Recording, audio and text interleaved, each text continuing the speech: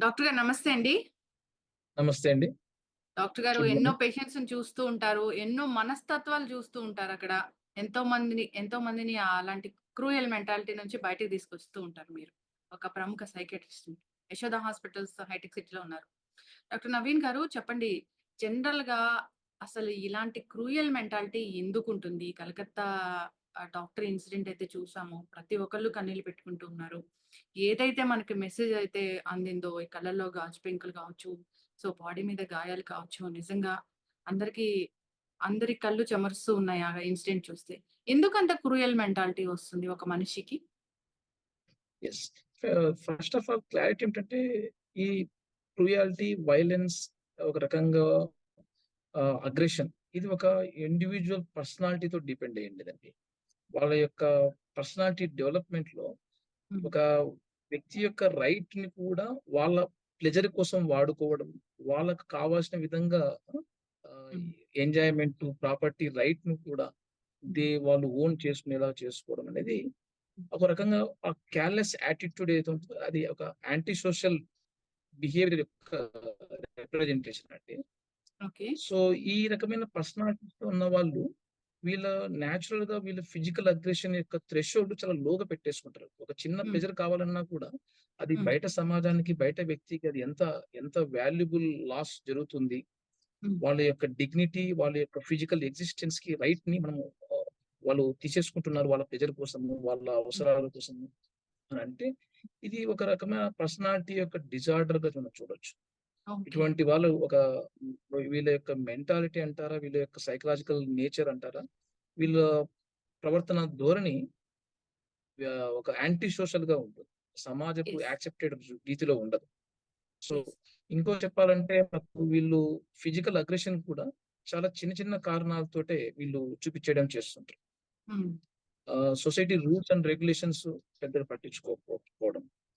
Family యొక్క values, family యొక్క relationships, gender opposite gender యొక్క సెన్సిటివిటీస్‌ని రికగ్నైజ్ చేయడంలో వీళ్ళు చాలా ఆహ్, పర్సనల్ ఈ type of violence, criminal tendencies చాలా చూస్తుంటాం.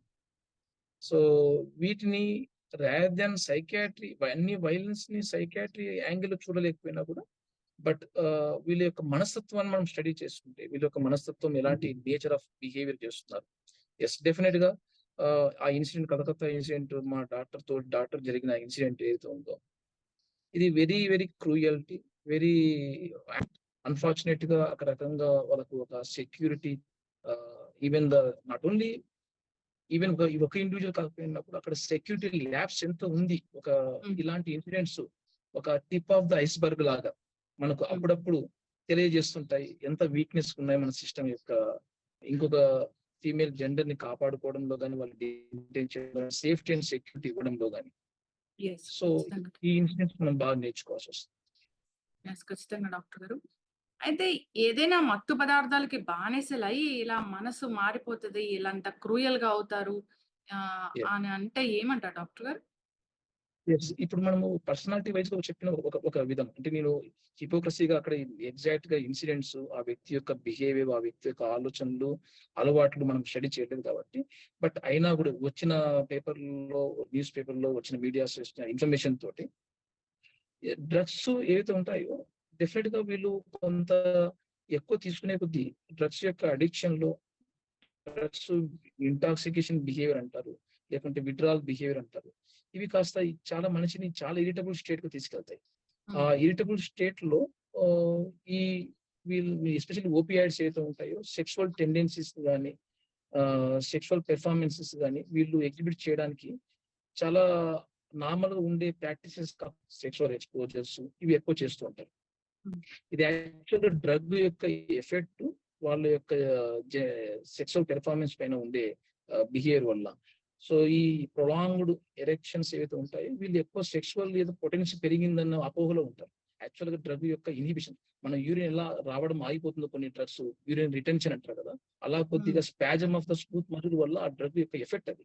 అంతేగాని వ్యక్తిలో ఏ రకంగా మేల్ హార్మోన్స్ గాని, లేకుంటే సంథింగ్ ఒక సెక్సువల్ టెండెన్సీ పెరిగిపోవడం గాని ఉండదు. ఈ డ్రగ్ యెస్. యొక్క ఎఫెక్ట్ వీళ్ళు మిస్ఇంటర్‌ప్రిట్ చేసుకుంటారు. దీన్ని ఎక్స్‌ప్లాయిట్ చేసేస్తుంటారు అనవసరంగా. ఎలా ఈ విధంగా సో డిసిన్హిబిటెడ్ గా ఉండడము. సో ఆ ఇన్సిడెంట్ ఏదైతే ఉందో ఆ వ్యక్తి యొక్క డ్రగ్స్, పర్సనాలిటీ, తర్వాత ఇక్కడ ఉన్న సెక్యూరిటీ ల్యాబ్స్ అన్నిటిని యూటిలైజ్ చేసేసి ప్రాణాలను కాపాడుతున్న డాక్టర్‌కే అక్కడ ప్రాణహాని ఉంది. అది కనిపెట్టలేకపోయాం. ముందే తెలుసుకోలేకపోయిన పరిస్థితి. సో, సీసీ కెమెరాస్ లేవు. సో, ఒక Yes, కాన్ఫరెన్స్ తను చదువుకుంటున్న కాలేజ్‌లో, డ్యూటీ చేస్తున్న కాలేజ్‌లో కాన్ఫరెన్స్ రూమ్‌లో జస్ట్ రిలాక్స్ అవ్వడానికి, నిద్రపోవడానికి కూడా yes. తనకి సెక్యూరిటీ లేని పరిస్థితొచ్చింది. సో ఇది మనకు ఇప్పుడు తెలంగాణ ఉందనుకోండి, చట్టాలు ఉన్నాయండి యాక్చువల్‌గా అయితే. ఇప్పుడు 2008 మన తెలంగాణ ఆహ్, prevention of the violence and services ఈ హెల్త్ కేర్ ఎస్టాబ్లిష్‌మెంట్‌లో హ్మ్. మనకు 2008 లోనే యాక్ట్. బట్ ఇవి ప్రాక్టికల్‌గా అక్కడ ఎంత జరుగుతున్నాయి? For example number of security guards, black hmm. Spots అంటారు. కొన్ని ఏరియాస్‌లో ఎస్పెషల్లీ ఫీమేల్స్ ఎక్కువగా ఎంట్రీ అండ్ ఎగ్జిట్ దగ్గర, తర్వాత ప్రైవేట్ రూమ్స్ దగ్గర, సెమినార్ హాల్స్ ఇట్లాంటి ఎక్కడెక్కడ బ్లాక్ స్పాట్స్ ఉంటాయో అక్కడ సీసీ కెమెరా సూపర్విజన్ చాలా మస్ట్ అండ్ షుడ్. తర్వాత ఫీమేల్స్ ఎప్పుడైతే ఎస్పెషల్లీ ఎస్కార్ట్స్ లాగా డ్యూటీస్ వేసేటప్పుడు కూడా ఒక్క ఫీమేల్ డ్యూటీ వేయకుండా at least 2, more than 2, even night duties especially hours ఉన్నప్పుడు డ్యూటీ అవర్స్ ఫీమేల్ సింగిల్ గా కాకుండా ఒక మల్టిపుల్ పీపుల్స్ తోటి డ్యూటీ చేయించడము. ఈ రకంగా జెండర్ సెన్సిటివ్ గా ఉండాలి మన సిస్టమ్ కూడా. ఎస్పెషల్లీ ఒక పాలసీస్, ఇన్స్టిట్యూషన్స్ ఒక పాలసీస్, గవర్నమెంట్ యొక్క యాక్ట్స్ ప్రాపర్ గా ఎగ్జిక్యూట్ జరిగినప్పుడు జనరల్ ఇటువంటి ఇన్సిడెంట్, ఇంత క్రూయల్ ఇన్సిడెంట్ డెఫినెట్ గా మనం ప్రివెంట్ చేయొచ్చు. యెస్. ఖచ్చితంగా డాక్టర్ గారు. సో, శిక్షలు కూడా త్వరగా పడవిక్కడ. బెయిలొస్తుంది. ఏం జరిగితే జరుగుతది. బెయిలొస్తది. బయటికి రావచ్చు అనే ధైర్యం కూడా ఉంది ఇక్కడ. సో, వెంటనే ఎస్, శిక్ష పడితే అది భయమనేది ఉంటుంది. మళ్ళీ ఇలాంటివి రిపీట్ అవ్వకుండా ఉంటాయి. ఎస్. డెఫినెట్ గా అండి. లా అండ్ ఎన్ఫోర్స్మెంట్ వాళ్ళ యొక్క రీజన్స్ ఎక్స్ప్లెనేషన్స్ వాళ్ళకు ఉన్నాయి. బట్ ఇటువంటి incidents, nation importance incidents, high high almost all public, especially మా డాక్టర్స్ కమ్యూనిటీ అయితే అందరికీ ఇన్సిడెంట్స్ ఆల్మోస్ట్ ఆల్ రీచ్ అయిపోయింది. వీఆర్ ఆల్ ఇన్ ద ఒక గాయపడిన ప్రొఫెషన్ లాగా ఫీల్ అయిపోతున్నాం. సమాజం తోటి వచ్చిన గాయపడిన ఒక ఫీలింగ్ లాగా ఉన్నాం. అవును. ఇటువంటి ఎంత పబ్లిక్ అటెన్షన్ గ్రాబ్ చేసిన ఇన్సిడెంట్స్ లో కూడా మనము జస్టిస్ తొందరగా మనం ఎక్స్పెక్ట్ రిజల్ట్ చూపించకపోతే హ్మ్. చిన్న చిన్న ఇన్సిడెంట్స్ ఏవైతే జరుగుతుంటాయో, ఫర్ ఎగ్జాంపుల్ ఫిజికల్ గా, వర్బల్ గా మన హాస్పిటల్ స్టాఫ్ కి, నర్సింగ్ స్టాఫ్ కి something personal health care personals పైన జరిగే దాడులు కానీ, మాటల దాడులు కానీ, ఇంకా ఇవి నామోదైపోతాయి. ఎందుకంటే అంత పెద్ద పెద్ద ఇన్సిడెంట్స్ మీరు we can't able to tackle అన్నప్పుడు law and hmm. Justice department లో మనకి ఇంకా ఒక ప్రొఫెషన్ పైన మనకు ఒక రకంగా థ్రెట్ వచ్చేస్తుంది. యెస్. యెస్. ఖచ్చితంగా డాక్టర్ గారు. నిజంగా ఎంత కష్టపడి చదువుకుంటే ఆ గవర్నమెంట్ కాలేజ్‌లో సీటొస్తదో, సో, అంత పీజీ వరకు వెళ్తారు. నిజంగా చదువులు కొనుక్కుంటున్న పరిస్థితి ఉంది. కానీ ఎంత కష్టపడే వాళ్ళకి మాత్రమే ఇలాంటి గవర్నమెంట్ కాలేజ్‌లో సీట్ రావడం, వాళ్ళంత మంచి మంచి విద్యను అభ్యసించడం, పేరెంట్స్‌కి ఎన్ని కలలుంటాయో, తనకి ఎన్ని కలలుంటాయో తన భవిష్యత్తు గురించి. సో, అలాంటి డాక్టర్ జీవితాన్ని ఇలాంటి ఇన్సిడెంట్ వల్ల చిదిమేస్తారనిపిస్తుంది. రిపీట్ అవ్వకుండా ఉండాలి. జస్టిస్ అనేది చాలా ఖచ్చితంగా జరగాలి. ఎవరినైతే పట్టుకున్నారో వాళ్ళు నిజమైన వాళ్ళా? కాదా? అనే ప్రశ్న కూడా తలెత్తుతున్న పరిస్థితి మనం చూస్తూ ఉన్నాము. మన ఆంధ్ర తెలంగాణలో అయితే ఇప్పుడు చూడండి, న్యాచురల్ మన ఫ్యామిలీ సిస్టంలోనే ఒక న్యాచురల్ ఒక విషెస్ ఉంటాయి. ఒక పిల్లవాడు బాగా చదువుతున్నాడంటే డాక్టర్ ఒక విష్.